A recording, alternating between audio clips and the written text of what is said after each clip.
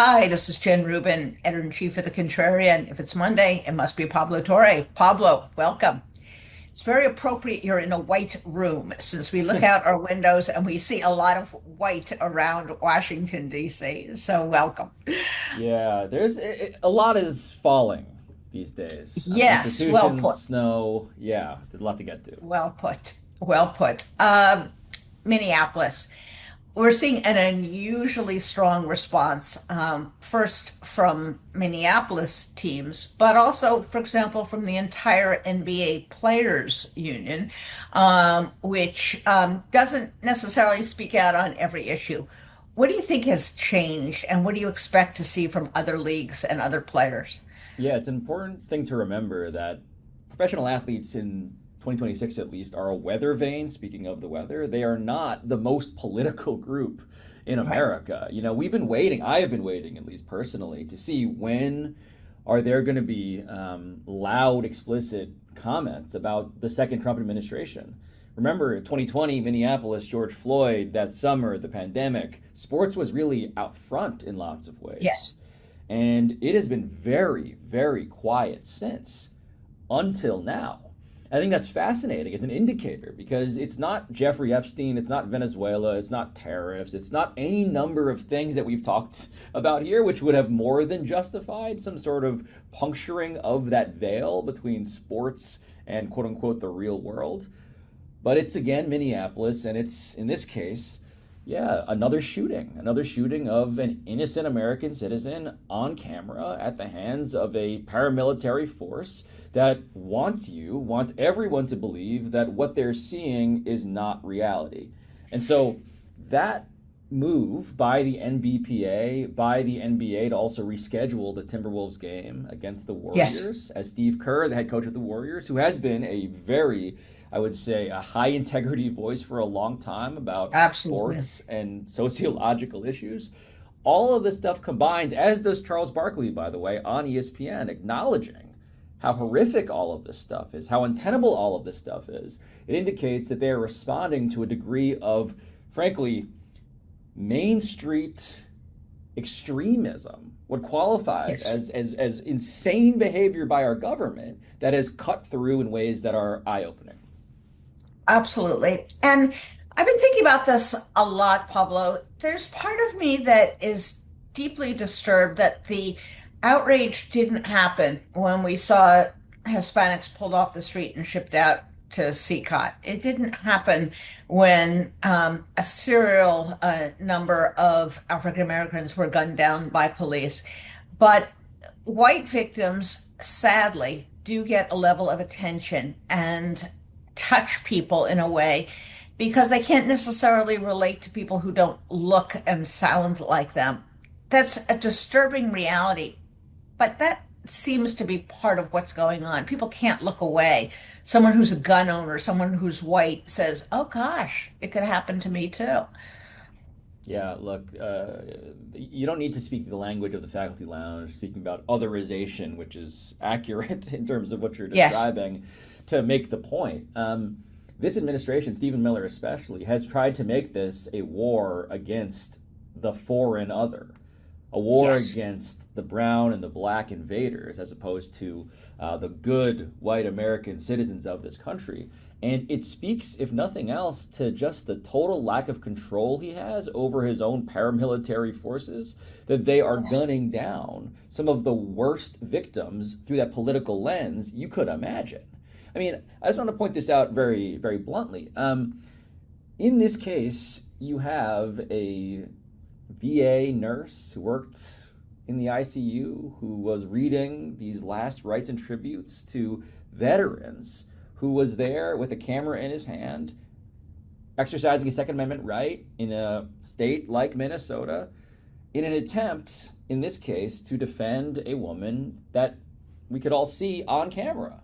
Um, and there is just something especially cruel about, and again, any of these instances of death and deportation and the stripping of civil liberties and constitutional rights are horrific. But there is something especially poetic in this truly dystopian way about a VA nurse being the person that they seem to have targeted this time. And, Absolutely. my dad worked at the VA for 30 years. He was a doctor there. And the type of person who works at a VA hospital, it's particularly egregious that they then try to cast that same person as a domestic Yes. terrorist when they are Yes. taking care of the people who actively defend this country. And these are the people who, to the other side of their mouth, this administration says they care about the most. And Right. so a white guy doing that job, being this victim, is beyond the pale, as it were, in lots of different ways. Absolutely. No one gets rich and famous working for the VA, as I'm sure you know from your family Correct. experience.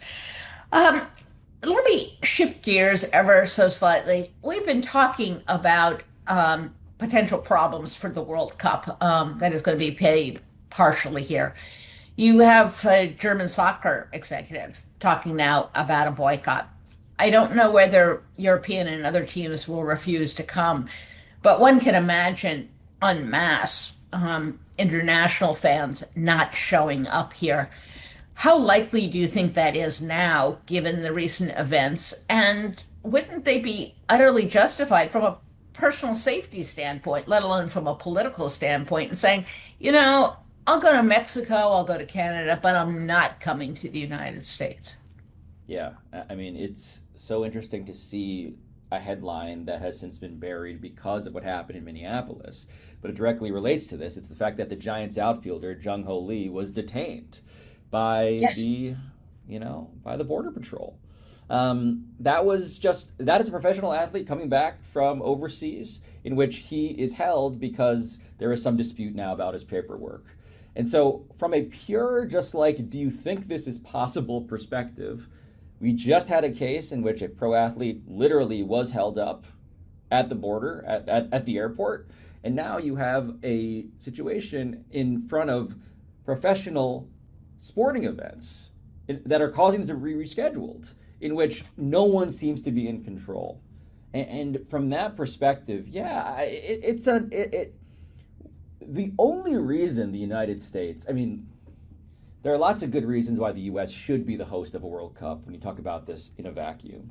The reason the U.S. is, in this case, has to do, of course, with a business relationship between Donald Trump and the head of FIFA. And the fact that they may retain that World Cup, more to the point, is a function of the fact that, Donald Trump got this spinning golden trophy for the FIFA Club World Cup. And Gianni Infantino, the FIFA president in question, is somebody who has been catering to him, gave him a peace prize, knowing that all of this was always possible. And so if you don't trust, and by the way, soccer fans already had zero trust in FIFA. And so if you Yes. have the ability to avoid one institution you distrust, FIFA, partnering with another institution that you actively are watching commit atrocities on the news in the United States government. And then Yes. you have these examples of athletes who are now speaking out and or being detained. It's just like what's the point of trying to roll the dice with any of that? Exactly. Exactly. And um, certainly I would love to see the World Cup here, but sometimes boosterism and love of attending a sporting event has to take second place. And sometimes the power of world opinion has to be engaged. And that's part of what sports can do. It can engage public opinion at a level that mere politics really Yes. can't. Yes. Um, let's shift gear to the NFL. We had two games where the outcome was not a surprise, but the closeness of the contest was perhaps a surprise. Now, in one case, we had a snowmobile event, as one might expect in Denver. Um, New England prevailed, but it was really close. Why was that? And did that surprise you? Look, these games, we're at this point in the season where anything is possible. And so the Yeah. Patriots Broncos game, it did seem like this was a coin flip till the very end. And so the triumph of the Patriots, it owes to their defense. It owes to the elements, which you said it was a bit of a throwback. We were used to seeing the New England Patriots dominate in the snow, or at the very least survive in the snow. Yes. And it's funny when you see the recaps for stories like this, the headlines afterwards, they tend to use words like outlast as opposed to dominate because that's how messy this game really was. Yes. But Drake May, I mean, the reason they won is that that defense held up against the Broncos offense, which was missing its starting quarterback due to that fractured Yes. ankle. And so you had in Drake May, the Patriots' young star quarterback, a guy who called his own number running this bootleg that he apparently didn't tell his offensive lineman he was going to do on a key third down play in the fourth quarter to win the game, to get the clock Yeah. to keep running. And so, again, this individual act that was unplanned ends up being the difference maker in a game where, yeah, by the end, it was always going to be a mess. It was even messier than we thought. Absolutely. And an older quarterback. In fact, Kershaw's childhood friend, one for the older generation, if you can call 37, 38 the older Yeah, generation. I want to I want to talk about that the Matt Stafford part of this because Yeah. in that Rams Seahawks game, right, to go to the NFC now. So yes, I've known Matt Stafford as the Clayton Kershaw associate for so Yeah. long, and he is the elder statesman at this point. But what happens Yes. in that game is the Seahawks have this guy in Sam Darnold, who is the quarterback who the Vikings had last season, and they let go in free agency. Right. And by the way, the Jets had before that, and he was most famous for saying on a hot mic, captured on a sideline, "I'm seeing ghosts out there," and it was looking like his career. He was a bust. He was already Yeah. done. He was a finished product. Get him out of here. And he's now taking the Seahawks to the Super Bowl. And so the idea that you have Sam Darnold against the New England Patriots, you have a Jets cast off against the Patriots' new generation, it's all weird. It's all weird in ways that are surprising Yes. to anybody who's followed this sport closely, reminding us again that in a sport where the ball is oblong, you don't even know which way it's going to bounce. And that's the Super Bowl Exactly. matchup we have now. Exactly. And to give the Rams credit, they played really well. It wasn't merely that, Seattle had its issues. I think the Rams showed that they are really deserve to be one of the top teams. And I Yes. think they were really discounted the entire season, and they were kind of an afterthought. So for them to play as well as they did and come down really to the final seconds, the final minutes, was an impressive achievement for them. So now we come down to the Super Bowl. It's hard to pick against New England because they've been dominant. On the other hand, I'm loath to say that anything is a foregone conclusion. What do you see happening? What do you think is going to come about? The last time the Patriots and the Seahawks played, remember, this was a historic game with another historic Yes. mistake in which everybody was saying, as the Seahawks were right at the goal line, you just run the ball with Marshawn Lynch, the great running back. And they decided to be too clever by half. They tried to throw the ball.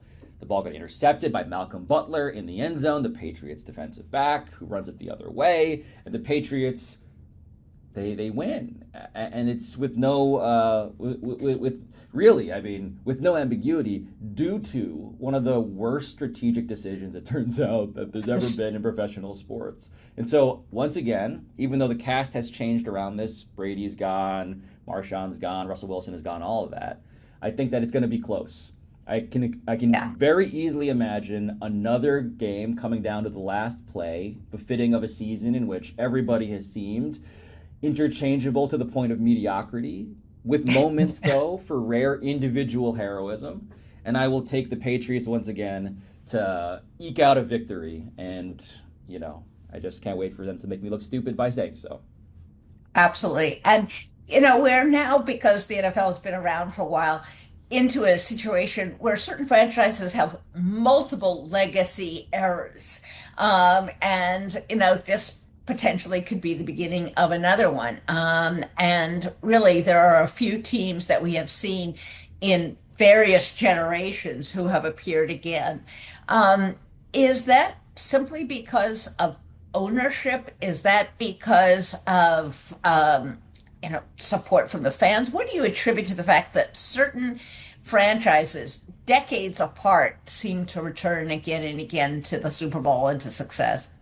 Yeah, I mean, you try to isolate what's been there the whole time, and what's so interesting, as you allude to, is that we used to say, well, it's Belichick and Brady, and then Brady left and won a title in Tampa, and Belichick stayed and struggled, and then became a subject of my reporting in North Carolina right now, right? And I would love, by the way, as a side note, I would love like a picture-in-picture inset camera, just a video feed of Belichick watching the Patriots, because he's also watching that argument that he was the key to this franchise be flushed down the toilet. And so what remains? What remains is those two guys are gone and the Patriots make another run at the Super Bowl. And I do think it is owed to the structure and the ownership group that remains. And I have lots of criticisms of Bob Kraft and his various political positions and all of that.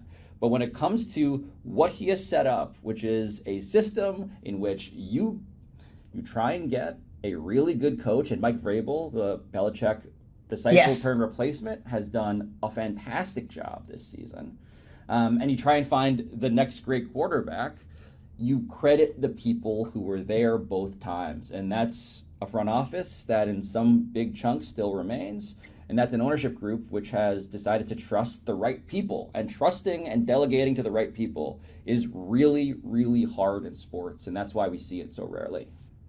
absolutely. And you've talked to us so many times, even on an individual performance basis, trust the process. Eliminate the things you can eliminate and trust the process, whether it's an individual athlete's performance or whether it's an organization. And you can't control everything, but what you can control sometimes is really the difference between winning and losing. Yes. Um, we are well underway into the Australian Open. Once again, global warming that seems to be taking its toll on sports. We now have heat delays for Australia. They might want to consider moving it from what is the depth of their summer to perhaps another month. It seems kind of absurd at times. But so far, not very many upsets. People are playing pretty much according to form. Um, do you have any sense that, perhaps we've settled into maybe a time of more predictability in professional tennis, more so on the men's side than on the women's side? But it seems like once again, quality rising to the top. Yeah, I mean, look, Carlos Alcaraz. I was paying attention to him, of course, because he is him and Yannick Sinner. As we say, both the young stars atop the sport. It seems like the most difficulty Alcaraz has had is in his choice. In terms of, I'm reading this headline now. His choice of how to react to multiple marriage proposals from smitten crowd during Australian Open match. That is adversity for him now. Too many people want his hand Yeah, in marriage. And I say that just because that's what it's like to be a charmed 20 something star. And absolutely. and so, yeah, I think you're right. I saw that Yannick Sinner, he had to take off like the biometric device that he was wearing on the court. That was another Right. headline that came up. All of it feels like the sort of stuff. I mean, I think about this all the time in terms of just like the wider world and in sports. There are peacetime problems and there are wartime problems. Yes, yes, Tennis is dealing with Alcaraz and Sinner with some real peacetime problems, yes, and that's and, exactly. and Good that's and point. that's right. I mean, Good. it's reliability to the point of comfort. But I do take issue with his color choices. We've gone from purple to neon yellow. I don't know. But who am I to question the public persona and the salesmanship of political That's right. and professional athletes. It works for him, I suppose. On the women's side, it's not Sabalenka has been moving through the field. Goff has been playing well, but not, perhaps at her peak. The biggest surprise was Naomi Osaka, who always seems one tick away from kind of pulling it all together. And that's kind of been the story of her career, sadly. She seemed to have been playing very well and then she was out. And but I guess the problem with tennis, the problem with a lot of sports, golf being the exception, is you got a narrow window. And if you have too many bumps, too many injuries in that window, the opportunity for greatness kind of disappears. Yeah, Naomi Osaka is 28, and she is the counterexample to the peacetime problem. She is Yeah. constantly fighting battles. In this case, against her own body. I mean, Yeah. it's been the mind, it's been the body. In this case, it's the left abdominal. And so her pulling out, before just hours before her third round match, there was once a time when I saw a headline like Osaka withdraws hours before match, and I was surprised. Now Yeah. it feels like a matter of time That's right. until the next thing derails her. And yeah, 28 can be ancient in a cruel sport like tennis, which I know you're an enormous tennis fan. Uh, Yeah. you run marathons and you also have a boxing dynamic where you're like taking body blows and you're trying to throw punches across the court in crazy weather conditions sometimes with your muscles and all of that being strained in ways that I think non-tennis players underestimate. It's insanely grueling and insanely physical. And so it's not that Osaka is a wimp, it's merely that the toll collectively Yes. clearly is also playing a factor on top of the psychological stuff, which he's struggled with pretty self admittedly. And you see those statistics about how many miles they run during the course of a match. And when you're doing that in really on the court, 100 plus degree weather, you realize that this really is a battle. Um, well, I think your analogy is a perfect one. You have peacetime issues and you have wartime issues. Perhaps the country right now is in wartime issues, the battle for our soul, the battle for our democracy. And I do think sports can be transformative in this time. I think we can look Yeah. to sports to bring us together and to make the point that this is beyond politics. And that point of being beyond politics, that's where sports is special. And I just say this because last year I got to spend time with John Carlos and Tommy Smith, who, for 7 seconds of protest at the Mexico City Games in the Yeah.